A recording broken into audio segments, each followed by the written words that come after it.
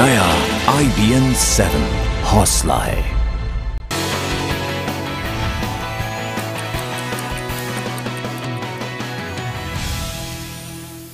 नमस्कार, शाम के 7 बज गए। आप देख रहे हैं देश दिन भर और मैं हूं ऋचा अनुरुद्ध। और सबसे पहले आपको बता दें आज देश में कौन कौन सी खबरें अहम रही, चर्चा में रही। दिल्ली में केजरीवाल सरकार उपराज्यपाल के खिलाफ मुकदमे की तैयारी में है। उधर बिहार में नीतीश आरजेडी और जेडीयू गठबंधन के मुख्यमंत्री पद के उम्मीदवार होंगे। शिया वक्फ बोर्ड में झगड़े की वजह से लखनऊ के इमामबाड़े में ताला लग गया है। उत्तर प्रदेश के इलाहाबाद में अपराधियों ने एक 12 साल की मासूम की हत्या कर दी। उधर अदालत से राहत न मिलने के बाद आसाराम बापू रो पड़े और दिल्ली के ITO की नई मेट्रो लाइन का शुभारंभ हो गया है। तमाम अहम खबरें आपको बताएंगे इस बुलेटिन में। सबसे पहले बात करते हैं आम आदमी पार्टी की सरकार की। दिल्ली में आम आदमी पार्टी बनाम LG की जंग अब कानूनी पेचीदगियों तक पहुंचती दिख रही है। दिल्ली सरकार अब उपराज्यपाल पर CNG घोटाले में केस करने की तैयारी में है। आज सुबह जब दिल्ली के मुख्यमंत्री अरविंद केजरीवाल के घर के बाहर विरोध प्रदर्शन जारी था, उसी वक्त ये खबर आई कि केजरीवाल सरकार LG को भी घेरे में लेने की तैयारी में जुट गई है। सूत्रों के मुताबिक सरकार नजीब जंग पर केस चलाने के लिए मुख्य सचिव से सलाह मांगेगी। सूत्रों के मुताबिक दिल्ली सरकार मुख्य सचिव से पूछने जा रही है कि CNG फिटनेस घोटाले में भ्रष्ट अफसरों को बचाने के आरोप में LG के खिलाफ क्या कार्रवाई की जा सकती है। क्या IPC की धारा 217 और 218 के तहत LG के खिलाफ कार्रवाई मुमकिन है? अगर कार्रवाई मुमकिन है तो इसे कैसे आगे बढ़ाया जा सकता है? और बलात्कार की शिकार महिलाओं के लिए 2 फिंगर टेस्ट पर दिल्ली सरकार ने पूरी तरह से बैन लगा दिया। इससे पहले खबर आई थी कि दिल्ली सरकार ने सर्कुलर जारी कर 2 फिंगर टेस्ट जारी रखने को मंजूरी दी है, लेकिन ऐसा नहीं है। इस पर बैन लग गया है। दिल्ली सरकार ने रेप पीड़ितों की जांच के लिए 2 फिंगर टेस्ट के सर्कुलर पर अपनी सफाई दी है। स्वास्थ्य मंत्री सत्येंद्र जैन ने कहा है कि आदेश उनके सरकार में आने से पहले का है। हालांकि सरकार ने 14 पेज के इस आदेश में संशोधन करते हुए रेप की जांच के लिए 2 फिंगर टेस्ट को पूरी तरह बैन करने का ऐलान किया। सरकार ने ऐसे कोई नए ऑर्डर को इशू नहीं किए थे। पीछे 1 साल हमारी सरकार नहीं थी तो उस टाइम पर एक कमेटी बनाई गई थी। उस कमेटी के अंदर 2 डॉक्टर्स गायनेकोलॉजिस्ट और एक फॉरेंसिक एक्सपर्ट थे। उन्होंने अपनी एक रिपोर्ट दी थी। मीडिया में 2 फिंगर टेस्ट को लेकर खबरें आने के बाद आज दिल्ली के स्वास्थ्य मंत्री सत्येंद्र जैन ने अधिकारियों के साथ बैठक की। 14 पेज के सर्कुलर को 6 महीने पहले का फैसला बताते हुए सरकार ने अपने को इससे अलग कर लिया। हालांकि अब सरकार ने रेप का पता लगाने के लिए 2 फिंगर टेस्ट को पूरी तरह बैन करने का ऐलान कर दिया है। और अब दिल्ली वासियों के लिए एक अच्छी खबर है। दिल्ली मेट्रो ने दिल्ली वासियों को एक नई सौगात दे दी है। दिल्ली का ITO स्टेशन अब आम जनता के लिए खोल दिया गया है। अब मंडी हाउस तक जाने वाली मेट्रो ITO तक जाएगी। शहरी विकास मंत्री वेंकैया नायडू और दिल्ली के मुख्यमंत्री अरविंद केजरीवाल ने मेट्रो की इस नई लाइन का शुभारंभ किया। और इस मौके पर केजरीवाल ने कहा कि केंद्र और राज्य सरकार अगर मिलकर काम करें तो दिल्ली वालों का जरूर भला होगा।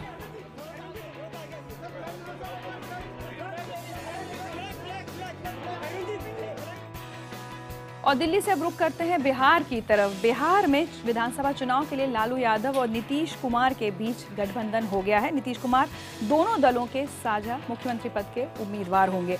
नीतीश और लालू के साथ चुनाव लड़ने और नीतीश के गठबंधन के ऐलान के बाद LJP की नेता और केंद्रीय मंत्री रामविलास पासवान ने दोनों पर जमकर हमला बोला। 2 दिनों की माथापच्ची के बाद जनता परिवार में बिहार विधानसभा चुनाव में नीतीश की CM पद की उम्मीदवारी को लेकर सहमति बन गई है। दिल्ली में आज मुलायम सिंह यादव ने ऐलान किया कि गठबंधन के CM उम्मीदवार नीतीश कुमार ही होंगे। लालू प्रसाद जी और नीतीश कुमार की एकता और नीतीश कुमार जी मुख्यमंत्री के उम्मीदवार होंगे बिहार का। इस मौके पर लालू यादव भी मौजूद थे और उन्होंने कहा कि वो सांप्रदायिक ताकतों को रोकने के लिए किसी भी तरह का जहर पीने को तैयार हैं। लालू ने ही नीतीश के नाम का प्रस्ताव भी किया। हमारे परिवार में और हमारा RJD परिवार में और हमारे परिवार में कोई आदमी इंटरेस्टेड नहीं। हमारे बच्चे दोनों छोटे हैं, हमारी पत्नी है राबड़ी देवी। मैं साफ हमने कहा नीतीश कुमार का नाम आपने मुलायम सिंह जी ने आगे रखा है। हम लोग का कोई मतभेद नहीं है। इस ऐलान के बाद नीतीश ने कहा कि RJD से उनका कोई मतभेद नहीं है। उन्होंने साफ किया वो कांग्रेस को भी साथ लेकर चलेंगे। बाई इलेक्शंस हुए थे 10 स्थान पर पिछले साल, तो उसमें JDU, RJD और कांग्रेस के बीच में तालमेल था। इसलिए आगे के तालमेल में तो कांग्रेस पार्टी शामिल है ही। चलिए, होते होते चुनावी गठबंधन का ऐलान तो हो गया, लेकिन इस गठबंधन पर विपक्ष ने कैसे चुटकी ली, आइए वो भी देखते हैं। रामविलास पासवान ने इस गठबंधन को नाटक करार दिया और कहा है कि इससे बिहार की जनता को कोई फर्क नहीं पड़ेगा। दोनों एक दूसरे से मिल रहे हैं, दोनों के हाथ में खंजर है, तो जब दिल मिलता है तब तो दल मिलता है। ये कुछ नहीं होने वाला है, ये नौटंकी चल रही है और उसमें ये मैं आज भी फिर भविष्यवाणी करता हूँ कि ये गठबंधन क्या कहते हैं कि नहीं होगा और एनडीए वहाँ 2/3 बहुमत से जीत करके हम पावर में आएंगे। उधर कांग्रेस ने इस मामले पर एनडीए को निशाने पर लेते हुए कहा है कि बिहार में बीजेपी अपने मुख्यमंत्री पद के उम्मीदवार का नाम बताए। अब बीजेपी को चाहिए, अगर उसमें थोड़ी बहुत भी हिम्मत है तो अपना चेहरा बताए कि बिहार में उनका सीएम कैंडिडेट कौन है या उनके गठबंधन का उम्मीदवार कौन होगा। अगर उनमें इतना दम है बिहार को लेकर कि बिहार के लोग उनके साथ हैं तो अपना सीएम कैंडिडेट डिक्लेयर करें। और अब बात आसाराम की। नाबालिग से रेप के आरोप में जेल में बंद आसाराम बापू आज जब अदालत से बाहर निकले तो उनकी आंखों में आंसू थे। साथ ही उन्होंने इस खबर का खंडन भी किया कि आश्रम के लोग ही उन्हें जेल से बाहर नहीं आने देना चाहते। नाबालिग से रेप के आरोप में एक बार फिर आसाराम की जमानत अर्जी खारिज होने के बाद जब आसाराम अदालत से बाहर आ रहे थे तो उनके सब्र का बांध टूट गया। उन्होंने इस बात से इनकार किया कि आश्रम के लोग उनको जेल से बाहर नहीं आने देना चाहते। लोग लगा रहे हैं कि आश्रमवासी नहीं चाहते बापू आए, ऐसे नहीं। मेरी 400-500 बेटियां हैं, सब वफादार हैं। मेरे शरीर की बेटी तो बाद में खाएगी, मेरी मानसिक बेटियां पहले खाएगी। मेरा शरीर का बेटा बाद में खाएगा, मेरे आश्रम के बेटे पहले खाएंगे। मेरा वचन है वैसे ही होता रहे। दुखी आसाराम ने कहा कि उनको अब जेल की रोटी अच्छी लगने लगी है। आज उन्होंने ये कहकर सबको चौंका दिया कि पीड़िता उनके परिवार जैसी है। आसाराम ने कहा कि अगर ये साबित हो जाए कि किसी को उनकी वजह से दुख पहुंचा है तो वो अन्न जल त्याग देंगे। चलिए बात करते हैं रामदेव बाबा की। योग गुरु बाबा रामदेव के हरिद्वार आश्रम की सुरक्षा सीआईएसएफ के हवाले करने के फैसले पर विवाद शुरू हो गया। उत्तराखंड सरकार ने केंद्र के इस फैसले पर सवाल खड़े किए हैं। पतंजलि फूड पार्क में पिछले दिनों वहां के सुरक्षा गार्ड और स्थानीय ट्रक यूनियन के बीच हुई झड़प में एक शख्स की मौत के बाद उसकी सुरक्षा सीआईएसएफ के हवाले कर दी गई है। गौरतलब है कि इस झड़प के बाद बाबा रामदेव के भाई को गिरफ्तार किया गया था। अब वहां सीआईएसएफ की एक कंपनी सुरक्षा के लिए तैनात कर दी गई है। केंद्र के इस कदम पर उत्तराखंड सरकार ने सवाल उठाए हैं। आंतरिक सुरक्षा, भारी सुरक्षा छोड़कर बाबा रामदेव के प्रतिष्ठानों की, वो भी व्यापारिक प्रतिष्ठानों की सुरक्षा को लेकर जिस प्रकार से केंद्र सरकार चिंतित दिख रही है वो आश्चर्यजनक और दुखद है। हालांकि पतंजलि फूड पार्क का दावा है कि वो इस सुरक्षा के एवज में सीआईएसएफ को पैसे देगी। इस बीच कांग्रेस ने पतंजलि के फूड प्रोडक्ट पर भी सवाल खड़े करने शुरू कर दिए हैं। जो संवैधानिक संस्था में बैठे लोग हैं उनको सुरक्षा नहीं मिलेगी और साधु संत और आरएसएस के जो पदाधिकारी उनको सुरक्षा मिलेगी। तो ये कहते जरूर रहे हैं कि सबका साथ सबका विकास, लेकिन मैं समझता हूं कि इनको अपने दिखाई देते हैं। अब उत्तर प्रदेश से यूपी के शिया बोर्ड का विवाद लगातार बढ़ता जा रहा है। रविवार को देर शाम शिया धर्मगुरु कल्बे जवाद के समर्थकों ने लखनऊ के इमामबाड़े में विरोध स्वरूप ताला जड़ दिया। लखनऊ में शिया वक्फ बोर्ड का विवाद इतना बढ़ गया है कि कल्बे जवाद के गुट ने वहां के इमामबाड़े में ताला जड़ दिया है। इमामबाड़े के अंदर ही भूल भुलैया भी आता है, जहां सैकड़ों पर्यटक रोज आते हैं। वहां आने वाले पर्यटक इससे खफा नजर आ रहे हैं। तो यहाँ बंद किया हुआ है इसको, और कहीं धरना दिए हैं कि नहीं दिए हमको मालूम नहीं है, लेकिन यहाँ तो हम दूसरे शहरों से आए हैं और यहाँ तो खैर दुनिया के हर जगह से आते हैं लोग। इस हिसाब से तो हमको दिक्कत है यहाँ आके, गर्मी का दिन भी है। बहुत बुरा लग रहा है यहाँ आके, इतना बच्चे खुश थे कि देखेंगे इमामबाड़ा और यहाँ पे ये लोग धरना दे के बैठे हुए हैं। हम लोग तो वापस जा रहे हैं। अब ऐसे बहुत से लोग आएंगे, वापस जाएंगे। इमामबाड़े के बाहर धरना प्रदर्शन भी चल रहा है। अब जिला प्रशासन इस पूरे विवाद को जल्द से जल्द सुलझाने की कोशिश कर रहा है। माहौल को खराब नहीं होने देना चाहिए। आम लोगों को जो लोग परेशान कर रहे हैं, शहर के माहौल को खराब कर रहे हैं, उनके साथ सख्ती से पेश आना चाहिए। ये हुकूमत का भी कर्तव्य है। दरअसल कुछ दिनों पहले शिया बोर्ड के चुनाव में आजम खान समर्थक उम्मीदवारों ने जीत हासिल की थी। उसके बाद से कल्बे जवाद आरोप लगा रहे हैं कि मंत्री आजम खान बोर्ड के कामकाज में दखल दे रहे हैं।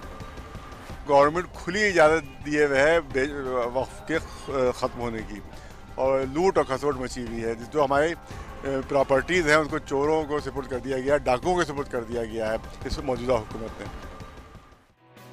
और अब खबर मध्य प्रदेश से, जहां सागर के विधायक शैलेंद्र जैन की गाड़ी की टक्कर लगने से एक शख्स की मौत हो गई और गाड़ी का ड्राइवर टक्कर के बाद फरार हो गया। ये गाड़ी सागर के बीजेपी विधायक शैलेंद्र जैन की है, जो हादसे के बाद लावारिस खड़ी है। चश्मदीदों के मुताबिक विधायक की तेज रफ्तार गाड़ी ने शख्स को टक्कर मार दी, जिसमें उसकी मौत हो गई। चश्मदीद के मुताबिक विधायक भी गाड़ी में थे। गाड़ी विधायक की। किस विधायक की थी? सागर विधायक। क्या उस गाड़ी में सागर विधायक मौजूद थे? हाँ। आपने देखा था? हाँ, तौलिया बांधे थे सर से। आगे बैठे थे पीछे? आगे। हालांकि पुलिस का कहना है कि विधायक शैलेंद्र जैन गाड़ी में नहीं थे। पुलिस ने ड्राइवर के खिलाफ केस दर्ज कर जांच शुरू कर दी है। अनुसंधान में ये गाड़ी अपन को पताराशी करते हुए खंडूजा केसर के पास मिली। इसके जो घटना स्थल पर कुछ टूट फूट हो गई थी, इसके भौतिक साक्ष्य के आधार पर गाड़ी का मिलान कराया वहाँ। इस बीच भोपाल के बीजेपी सांसद ने कहा है कि कानून सबके लिए बराबर है और इस मामले में कानून अपना काम करेगा। विधायक हो चाहे सांसद हो चाहे कोई भी हो, हिंदुस्तान का कानून जो है सब लोग सम्मान से देखते हैं। तो कानून सबको अपने एक निगाह से देखता है, तो इसमें कुछ नहीं, कानूनी कार्रवाई अपने स्तर पर होती है।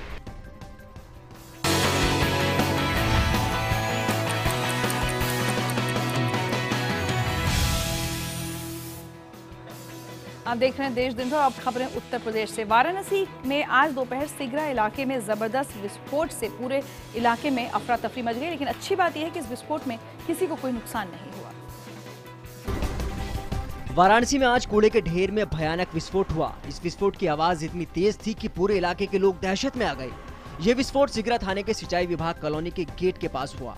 घटना की जानकारी मिलते ही पुलिस मौके पर पहुंच गई और पूरे इलाके को घेर लिया। इसके अलावा घटना स्थल पर आनन फानन में डॉग स्क्वाड और फॉरेंसिक टीम को भी बुला लिया गया। और लगता है उत्तर प्रदेश अपना जुर्म प्रदेश का टाइटल छोड़ने के लिए तैयार नहीं है। उत्तर प्रदेश के आजमगढ़ जिले में इंटर में पढ़ने वाली छात्रा के गैंगरेप की खबर से सनसनी फैल गई। आरोप है कि 2 युवकों ने लड़की को बंधक बनाकर गैंगरेप की वारदात को अंजाम दिया और उसके बाद फरार हो गए। उससे भी शर्मनाक बात यह है कि पुलिस ने 4 दिन बाद इस मामले में शिकायत दर्ज की। 2 युवकों ने पीड़ित को बंधक बनाकर लगातार उसके साथ रेप की वारदात को अंजाम दिया और फिर उसको उसके गांव के बाहर फेंककर फरार हो गई। आरोप है कि जब पीड़िता ने थाने जाकर केस दर्ज करवाने की कोशिश की तो उसको टाल दिया गया। बाद में आला अफसरों के हस्तक्षेप के बाद केस दर्ज किया गया। पहले गई पुलिस वाले ने क्यों भगाया, क्या कह रहा था? हाँ, वो सब बस कहें कल आओ, आ जाओ, कल आओ, इसी तरह करके भगा दिए सब। जीएनपुर थाना क्षेत्र में इंटर की छात्रा अपने पिता की दुकान पर बैठी थी कि अचानक 2 युवक वहां पहुंचे और उसको अगवा कर लिया। उसके बाद उन्होंने इस घिनौनी वारदात को अंजाम दिया। केस दर्ज करवाने के लिए 4 दिनों तक वो भटकती रही, लेकिन कामयाब नहीं हो पाई। उसके बाद एसपी ऑफिस में जाकर उसने गुहार लगाई, तब जाकर 2 युवकों के खिलाफ केस दर्ज किया गया। तो ये है उत्तम प्रदेश माने जाने वाले प्रदेश की हकीकत। एक तरफ एक छात्रा के साथ गैंगरेप, दूसरी तरफ इलाहाबाद में 12 साल के एक मासूम बच्चे की गला रेतकर हत्या कर दी गई और हत्यारों ने उस बच्चे के शरीर को कई जगह से काट डाला। इलाहाबाद के झूसी इलाके में रेलवे स्टेशन के पीछे 12 साल के मासूम की बेरहमी से पीटकर और गला काटकर हत्या कर दी गई। 6ठी क्लास में पढ़ने वाला अभिषेक इलाके के पार्षद विष्णु निषाद का छोटा भाई था, जो कल शाम को घर से खेलने के लिए निकला था, लेकिन वापस नहीं लौटा। रात भर घर वाले उसकी तलाश करते रहे, लेकिन कहीं कुछ पता नहीं चला। सुबह रेलवे स्टेशन के पीछे बच्चे की लाश मिली। मैंने और जगह रिश्तेदारों किया, फोन किया, इसको मामा किया, फोन किया, बड़े लड़कों किया, पता लगाया। करीब 10:30-11 बजे तक मैंने हेरा, इसको पता फिर नहीं लग पाया बच्चों का। पुलिस को घटना स्थल के पास से हत्या में इस्तेमाल किया गया चाकू और शराब की बोतलें मिली हैं। पुलिस इन्हीं सबूतों के आधार पर आसपास के लोगों से पूछताछ कर रही है, लेकिन पुलिस को अभी तक इस वारदात को अंजाम देने वालों का पता नहीं लग पाया। चाकू मारने से इसकी हत्या हुई। इस संबंध में इसके साथ जिन लोगों का उठना बैठना है, उनकी हम लोग तलाश कर रहे हैं और शीघ्र ही केस को खोल दिया जाएगा।